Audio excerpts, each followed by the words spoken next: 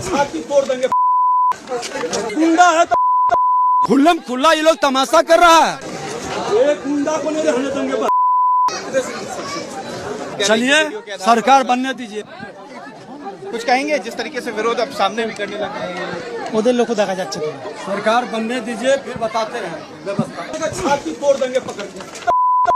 बिहार के पहले चरण का मतदान संपन्न हुआ है और इस पहले चरण में बिहार के deputy chief minister Vijay Sinha के मुंह से फूल झरते हुए आप देख रहे हैं साहब। इनका किस्मत ने साथ दिया तो अगले मुख्यमंत्री भी बन सकते हैं अगर भारतीय जनता पार्टी गठबंधन सत्ता में आई तो। मुद्दा क्या मैं आपको बताता हूं दोस्तों। वोटिंग वाले दिन ये गांव जाते हैं, गांव में खड़े लोग खराब सड़क की शिकायत करते हैं और जवाब में क्या कहते हैं? बुलडोजर चला दूंगा, सरकार आने दीजिए।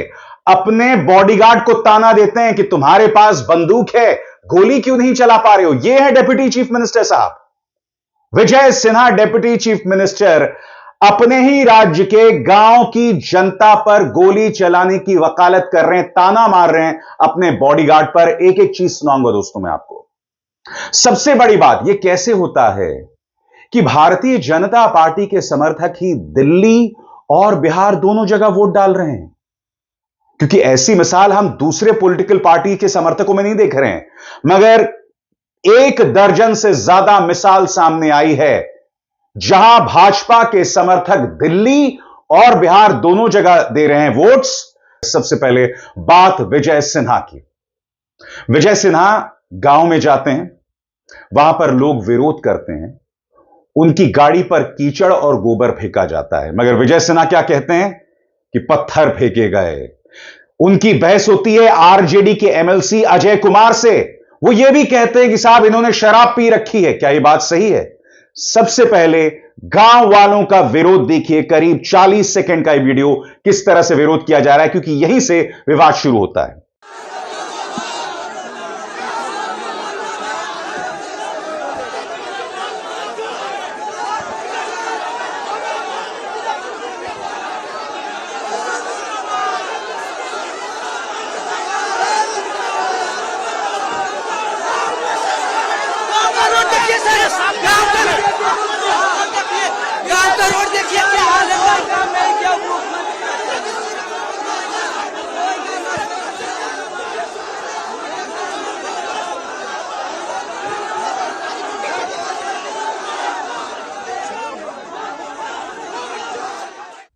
आप देखिए दोस्तों, आज तक न्यूज चैनल भी कह रहा है कि सड़क टूटी थी इसलिए विरोध, मगर विजय सिन्हा इधर उधर की बहुत बातें कर रहे हैं कि वोट नहीं देने दिया गया, गुंडागर्दी की गई और तमाम चीजें, जबकि शब्दावली किसकी बिगड़ रही है अब मैं आपके सामने मिसाल पेश करना चाहता हूं।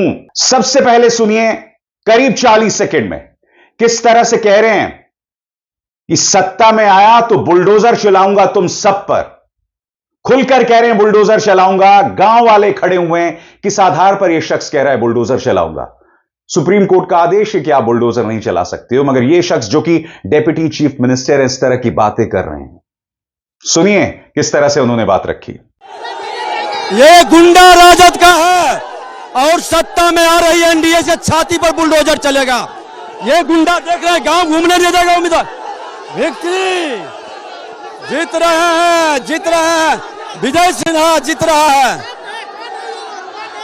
ये राजद का, जादव का गुंडा है, राजद समाज का। अच्छे जादव लोग को भी नहीं वोट देने दिया और राजद का गुंडा राज कायम करना चाहता है। इन गुंडों के छाती पर बुलडोजर चलेगा। खोल के विजय सिन्हा इसके छाती पर चलाएगा। बात वहां नहीं रुकती। दबंगई देखिए, तेवर देखिए कि सरकार तो बनने दीजिए। ये तेवर आते कहां से मैं समझना चाहता हूं। और सरकार बनने का क्या मतलब है? सरकार बनने का मतलब कि तुम बुलडोजर चलाओगे? क्या मतलब है इनका सरकार बनने दीजिए? सुना जाए। खुल्लम खुल्ला ये लोग तमाशा कर रहा है। जिलाधिकारी उन्होंने साफ कहा कि वीडियो के आधार पर होगा। देखिए आपके सामने जिस तरीके की चीजें हो रही हैं, जिलाधिकारी चलिए सरकार बनने दीजिए, सरकार बनने दीजिए, सरकार बनने दीजिए। कुछ कहेंगे जिस तरीके से विरोध अब सामने भी करने लगे हैं, ওদের লোকও দেখা যাচ্ছে তো। सरकार बनने दीजिए फिर बताते हैं, सरकार बनने दीजिए फिर बताते हैं, सरकार बनने दीजिए फिर बताते हैं व्यवस्था। और फिर अपने बॉडीगार्ड को यह ताना मारना, ताना यह मारना कि तुम्हारे पास बंदूक है, फायरिंग क्यों नहीं कर रहे हो। यह सोच कितनी खतरनाक है दोस्तों। फायरिंग क्यों नहीं कर रहे हो। कीचड़ को लेकर विवाद हुआ, लोग प्रदर्शन कर रहे हैं, सड़क खराब है और ये क्या कह रहे हैं, फायरिंग क्यों नहीं करते। सुना जाए। जब फायरिंग नहीं कर सकता है तो सर बॉडीगार्ड रहने का क्या औचित्य है। ये बॉडीगार्ड रहने का क्या, जो बॉडीगार्ड के देखिए चेहरे पर सारा गोबर और पत्थर फेंके हुए हैं। इतना मनोबल अपराधी का बढ़ा हुआ है। उसके बाद आरजेडी के एमएलसी जिनके साथ इनकी बहस होती है, उन पर यह आरोप लगाया जाता है कि वो शराब के नशे में ये सब कर रहे थे।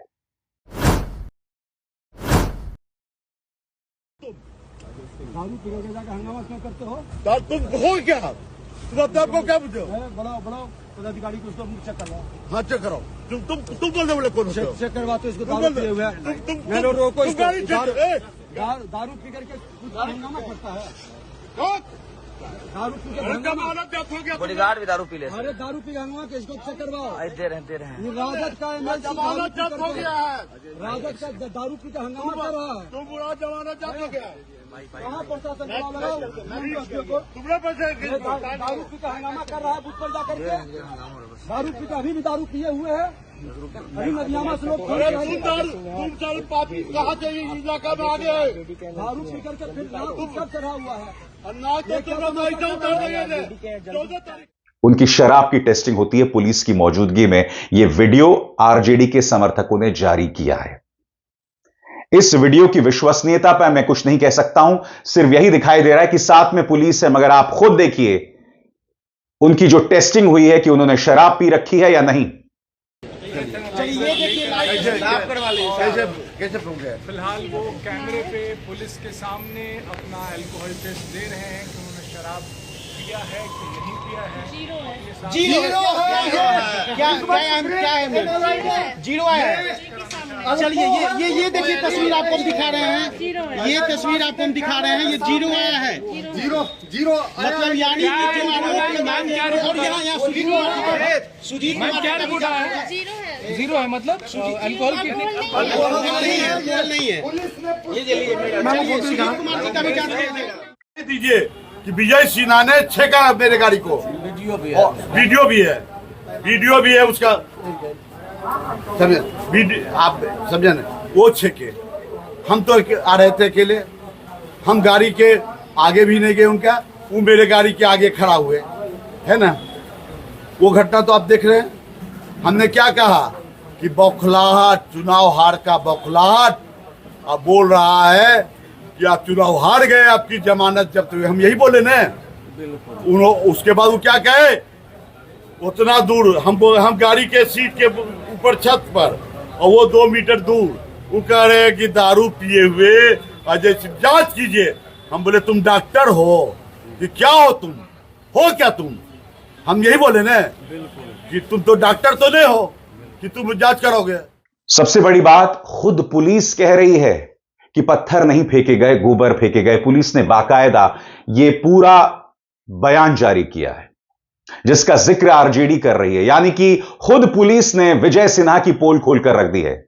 पुलिस के वरिष्ठ अधिकारी कृष्णन साहब क्या कह रहे हैं, सुना जाए। उनके एक एक शब्द को सुना जाए। वो बता रहे हैं कि विवाद क्यों हुआ, गाड़ी पर क्या फेंका गया जिससे दूध का दूध और पानी का पानी हो जाता है। सुनिए। यहाँ हमारे माननीय डिप्टी सीएम विजय कुमार सिन्हा को ग्रामीणों का विरोध झेलना पड़ा। उनका कहना था कि यहाँ सड़क खराब है, कीचड़ है, कीचड़ फेंकने की भी आरोप है। इसमें वाकई की नोकझोंक हुई है। तत्कालीन तुरंत मतलब डीएमएसपी वहां पहुंच करके माननीय विधायक जी को वहां से लेके निकले हैं। माननीय विधायक जी कम डीपीसी। एएनआई अपने इस ट्वीट में कह रहा है पत्थर फेंके गए। जबकि आप उस गाड़ी पर देख सकते हैं बाकायदा दिख रहा है साहब, यहां पर गोबर दिख रहा है, कीचड़ दिख रहा है और उसके अलावा कुछ नहीं, कोई पत्थर के निशानात नहीं, क्योंकि आप जानते हैं गाड़ी पर अगर पत्थर गिरेंगे तो गाड़ी को नुकसान होगा ना। गाड़ी को कोई नुकसान नहीं हुआ। पूरे स्क्रीन पर देखिए, आप खुद बताइए, क्या आप कह सकते हैं यहां पत्थर फेंके गए? यहां पर दिख रहा है गोबर फेंका गया है, दिख रहा है कीचड़ और गोबर के निशानात। और क्यों? क्योंकि जनता नाराज थी इस बात को लेकर कि सड़क नहीं बनी है।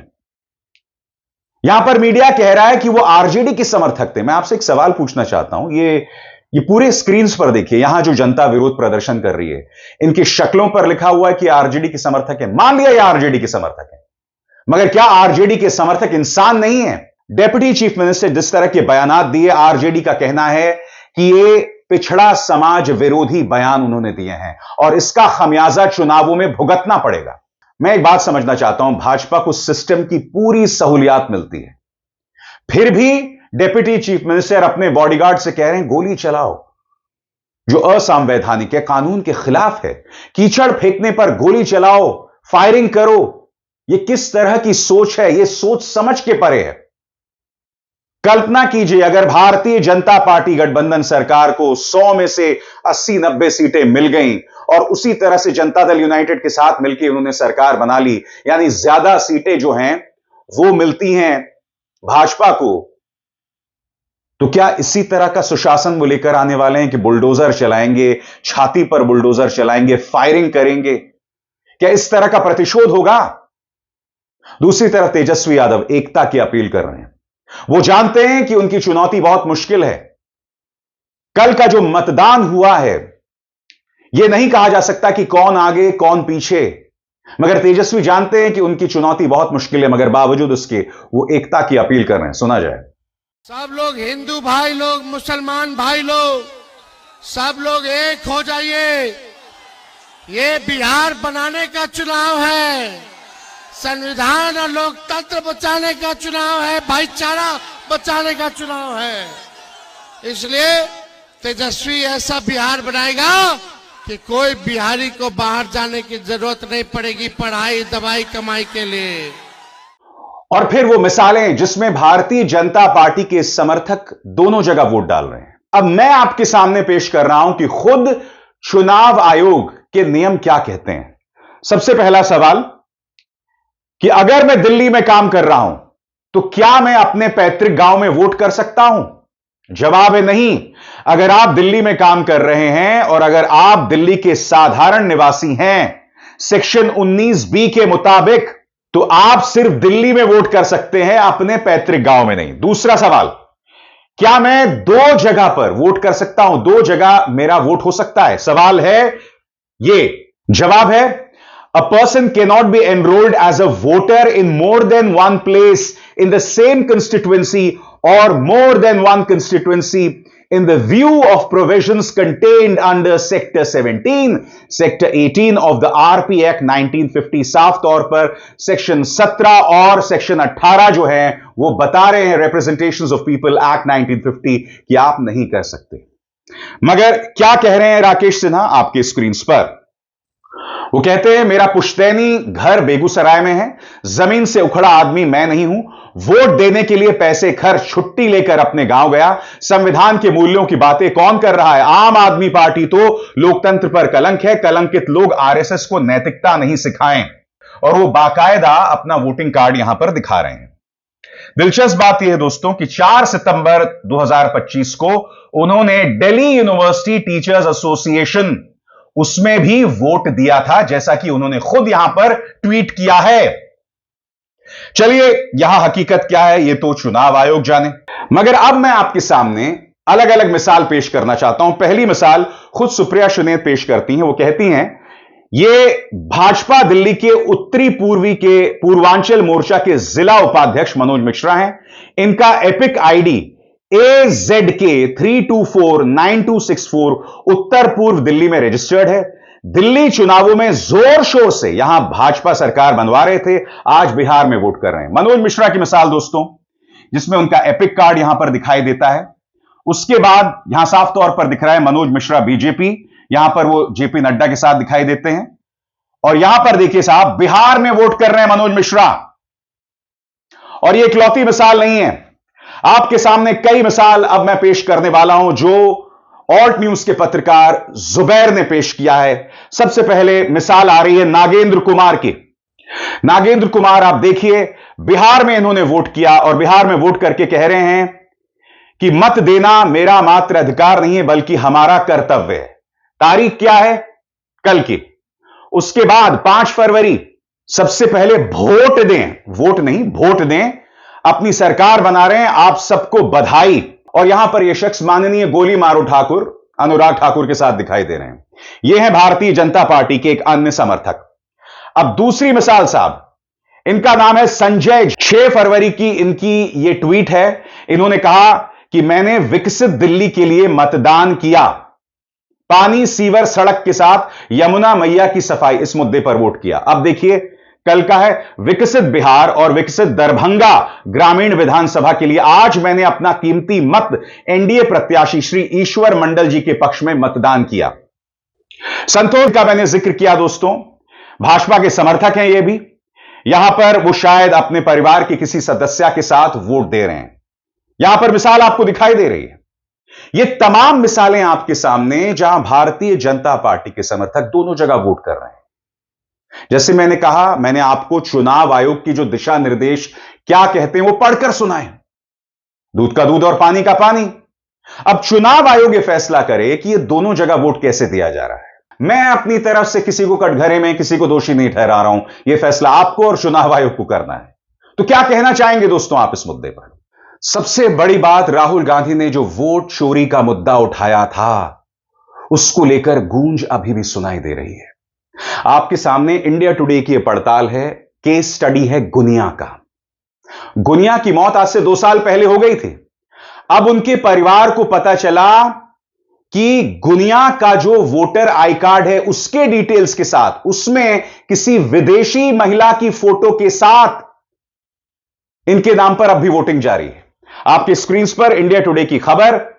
राहुल गांधी ने दावा किया था कि ब्राजीलियन मॉडल की फोटोग्राफ 22 जगह पर आई हरियाणा के इलेक्टोरल रोल्स में। इंडिया टुडे टीवी ने पाया कि एक महिला उसमें मर चुकी थी। उनके परिवार का कहना है, गुनिया जो मर चुकी हैं, उनके पति का कहना है कि उनकी फैमिली शॉक्ड हो गई थी जब उन्हें पता चला कि उनका नाम अब भी वोटर लिस्ट में है और वो भी विदेशी महिला की तस्वीर के साथ, यानी कि ब्राजीलियन मॉडल लरेसा की तस्वीर के साथ। और कल राहुल गांधी ने एक बार फिर वोट चोरी का मुद्दा उठाया। सुनिए। कल दिल्ली में मैंने एक प्रेस कॉन्फ्रेंस किया हरियाणा की वोट चोरी के बारे में। उसमें सबूत देकर हमने दिखाया कि बीजेपी ने नरेंद्र मोदी, अमित शाह, इलेक्शन कमीशन, इन सब ने मिलकर हिंदुस्तान के संविधान पर आक्रमण किया। हमने प्रेस कॉन्फ्रेंस में साफ दिखाया कि हरियाणा का चुनाव वोट चोरी करके जीता गया। बीजेपी चुनाव हार रही थी, चोरी करके बीजेपी ने चुनाव जीता है। और हमने ऐसा सबूत दिया कि उसका कोई जवाब बीजेपी नहीं दे पा रही है, कोई जवाब इलेक्शन कमीशन नहीं दे पा रहा है। प्रियंका गांधी वाड्रा ने भी सीधा सवाल पूछा है मुख्य चुनाव आयुक्त ज्ञानेश गुप्ता से। उन्होंने भी अपनी आवाज बुलंद करके यह बात कही है, सुना जाए। आज से हर सभा में मैं इनके नाम सुनाऊंगी और हर सभा में आपसे बुलवाऊंगी। बोलिए मेरे साथ, ज्ञानेश कुमार, बोलिए जोर से, ज्ञानेश कुमार, एस संधू, विवेक जोशी, और याद रखिए इनके नाम, और याद रखिए कि ये देश आपका है, ये बिहार आपका है।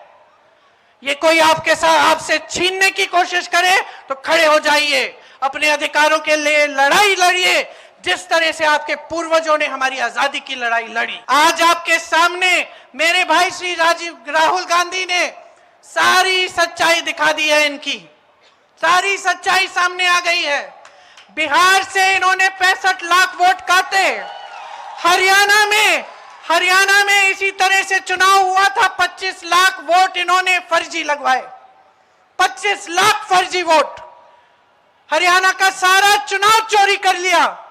चोरी की सरकार है हरियाणा में, और यहां की तैयारी कर रहे हैं। 65 लाख वोट कटवा के यही तैयारी यहां हो रही है। सुन लीजिए कौन है ये लोग, सुन लीजिए। कभी ज्ञानेश कुमार नाम सुना है? सुना है? नहीं सुना होगा, नहीं सुना होगा। कभी आपने एसएस सांधू का नाम सुना है? नहीं सुना होगा। कभी विवेक जोशी का नाम सुना है? नहीं सुना होगा, क्योंकि अपने पद और आयोग के पीछे छुपे हुए हैं। लेकिन यही है चुनाव आयोग के सबसे ऊंचे अधिकारी, जो इस देश के संविधान के साथ, इस देश के लोकतंत्र के साथ खिलवाड़ कर रहे हैं। याद कर लो इनके नाम, याद कर लो, क्योंकि आप देश की जनता हो। आपके खून और पसीने से ये धरती सींची गई है, और इस धरती के साथ, हमारी मातृभूमि के साथ, हमारे संविधान के साथ आज खिलवाड़ हो रहा है। आपके अधिकारों के साथ खिलवाड़ हो रहा है, आपके अधिकारों को छीना जा रहा है, और यही 3 लोग छीन रहे हैं। इनके नाम मत भूलो, इनको पद के पीछे छुपने मत दो, इनको आयोग के पीछे छुपने मत दो। ये देश बहुत उदार है, सुन लीजिए तीनों, सुन लीजिए। ये देश बहुत उदार है, ये देश बहुत कुछ देता है, ये देश बहुत आगे बढ़ाता है। ये मां है हमारी, मां उदार होती है, लेकिन मां के अंदर दुर्गा की शक्ति भी होती है। और इस देश के साथ जो विश्वासघात करेगा, उसे ये देश भूलेगा नहीं। आप सोचते हो आप रिटायर कर लोगे, चैन का जीवन जियोगे इस तरह का घोटाला करके? तो याद रखो, याद रखो, ये देश आपको नहीं भूलेगा। और कल पूरी वोटिंग प्रक्रिया के दौरान ऐसी कई मिसालें सामने आई जिसने वोटिंग की प्रक्रिया पर सवाल उठाए। मसलन श्रेया मेहता की मिसाल, वो कहती हैं कि बीएलओ ने मुझे स्लिप नहीं दिया और कहा कि आप डिजिटली उसे डाउनलोड करें। मेरा नाम वोटर लिस्ट पर है और मुझसे कहा गया है कि स्लिप लाइए, नहीं तो वोट नहीं देने दिया जाएगा। सुनिए श्रेया का दर्द। नहीं, क्योंकि पर्ची नहीं था, बीएलओ ने हमें पर्ची नहीं दिया था। अब अगर पर्ची नहीं दिया था तो मेरी गलती थोड़ी है। हमें बोला गया था डिजिटली डाउनलोड करके रख लीजिएगा, हम डिजिटली डाउनलोडेड है मेरे पास। डिजिटल पर्ची आप लेके आई हैं? हाँ, वोटर लिस्ट में आपका नाम है और मेरा टिक भी हुआ है उसमें। उस तरफ ये यहाँ पे क्या बता रहे हैं? बोल रहे आप पर्ची लेके नहीं आओगे आपको वोट नहीं देने देंगे। तो यहाँ पे तो इनके पास लिस्ट होती है, उसमें अपने नाम चेक किया? हाँ, फिर भी नहीं। हाँ, उसमें है तो भी नहीं डालने दे रहे? नहीं। आप वोटर आईडी कार्ड लेके आए अपना? क्या नाम है आपका? Shreya Mehta, 17 number serial number पे मेरा है। कितनी देर से इंतजार किया और उसके बाद? 6:30 से आए हुए हम, सेकेंड वोटर थे हम। अब हम जा रहे हैं, हमको वोट ही नहीं करना है। यही मिसाल अनुपमा की है। अनुपमा भी वही कह रही हैं, न जाने ऐसे कितने वोटर्स वापस भेजे गए, यानी कि पूरी प्रक्रिया को लेकर इतना ज्यादा असमंजस अब भी बना हुआ है। सुनिए अनुपमा क्या कह रही हैं।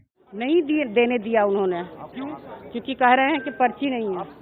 तो और मुझे पर्ची नहीं मिला। सीरियल नंबर भी मैंने बताया, वहाँ उन्होंने टिक भी किया, लेकिन कहे कि वोट नहीं डालने दिया जाएगा। जबकि आपका नाम है? नाम है, सारा चीज है, सीरियल नंबर है। आईडी कार्ड भी लेके आई हैं? आईडी कार्ड भी लेके आए हैं मेरे पास, इसमें आपका पर्ची और ये सारा चीज है इसमें। अब मैं आपको एक वीडियो दिखाना चाहता हूं दोस्तों, आप देख सकते हैं ये नदी के तट के पास बहुत बड़ी तादाद में लोग खड़े हुए हैं। पूरे स्क्रीन पर इस तस्वीर को देखिए। यहां पर आरजेडी कह रही है कि दानापुर विधानसभा में प्रशासन ने नाव का परिचालन बंद करवा दिया। हजारों वोटर वोट डालने के लिए अपने बूथ नहीं जा पा रहे हैं। एक स्टीमर जो दिन में एक ही राउंड मारती है के भरोसे 10,000 से अधिक वोटर्स को छोड़ दिया गया है। ऐसे में कोई दुर्घटना हो गई तो जिला प्रशासन जिम्मेदारी लेगी? मैं फिर आपसे कह रहा हूं दोस्तों, पारदर्शिता कहां है? कहां है पारदर्शिता? बताइए। पारदर्शिता कहीं पर नहीं दिखाई दे रही, ना चुनाव आयोग के रवैये में। विजय सिन्हा के तेवर आप देख चुके हैं, मुद्दों पर इनको रहना नहीं है। तेजस्वी यादव ने एकता की अपील की, प्रधानमंत्री क्या कह रहे हैं? घुसपैठियों की बात कर रहे हैं। अरे भाई, बिहार चुनाव में कितने घुसपैठिए मिले एसआईआर के बाद? प्रधानमंत्री इस तरह की बातें करते हैं क्योंकि वो इस तरह की लोक लुभावन भड़काऊ बातें करना चाहते हैं। प्रधानमंत्री घुसपैठी की बात कर रहे हैं साहब, सुनिए क्या कह रहे हैं वो। और पूरी ईमानदारी से जो घुसपैठिए हैं एक एक की पहचान कर रही है और घुसपैठियों को देश से बाहर निकालने में जुटी है। लेकिन ये आरजेडी वाले, ये कांग्रेस वाले, ये लोग घुसपैठियों को बचाने में जुटे हैं। मैं फिर पूछना चाहता हूं प्रधानमंत्री से, जो एसआईआर की पूरी प्रक्रिया मिली, कितने अवैध ढंग से रह रहे लोग मिले, कितने घुसपैठिए मिले, मगर प्रधानमंत्री को लगता है कि इसी तरह की भड़काऊ बातें करके लोगों को डरा के धमका के वोट हासिल किया जा सकता है। और दूसरी तरफ प्रियंका गांधी वाड्रा, आप अब भी मुद्दों की बात कर रही हैं, परीक्षा की बात कर रही हैं, पेपर लीक की बात कर रही हैं। मुझे लगता है विपक्ष ये चुनाव क्यों लड़ रहा है? आप लोग मुद्दे पर लगे हुए हैं और वहां पर भाजपा लोगों को डरा रही है कि हम सत्ता में नहीं आए तो तुम खत्म हो जाओगे। विपक्ष के समर्थकों को धमका रहे हैं, तुम पर बुलडोजर चला देंगे, सुप्रीम कोर्ट का विरोध कर रहे हैं। सुनिए प्रियंका गांधी वाड्रा किस तरह से मुद्दे उठा रही हैं। सबसे बड़ी संकट क्या होती है? मैं यूपी में काम करती थी, वहां के नौजवानों ने मुझे बताया, हम 27-28 साल के हो गए हैं दीदी, हमने पेपर 2-3 बार दे दिया, 2-3 बार लीक हो गया, लेकिन हम सोचते हैं चलो हमने पेपर दे दिया, एक ना एक दिन तो नियुक्ति हो जाएगी, तो फिर हम किसी और काम में लगते नहीं हैं, इंतजार करते हैं। और इंतजार करते करते करते करते 28 साल के हो गए हैं, 29 साल के हो गए हैं, ना शादी हो पा रही है, ना नौकरी मिल रही है, ना नियुक्तियां हो रही हैं, तो हम कहीं के नहीं रहे, हमारी तो जवानी ही बर्बाद हो गई है। ये स्थिति है यूपी में भी, बिहार में भी। तो एक तरह से कहा जा सकता है दोस्तों कि जो कल पहले चरण का मतदान हुआ उसे देखकर बहुत दुख हुआ। कायदे से ये कार्यक्रम मुझे कल करना चाहिए था, कल शाम को ये कार्यक्रम आना चाहिए था, मगर मैं तमाम जो विस्तार है, डिटेल्स का इंतजार कर रहा था और पूरे कॉन्फर्मेशन के बाद पुख्ता तरीके से तथ्यों के साथ मैं आपके सामने पूरी तस्वीर लाना चाहता हूं और यह तस्वीर आपको दिखाई दे रही है जो बहुत दुखद है, त्रासदी है अपने आप में दोस्तों, मगर इस मंच पर हम सवाल उठाते हैं और उससे बचते नहीं हैं।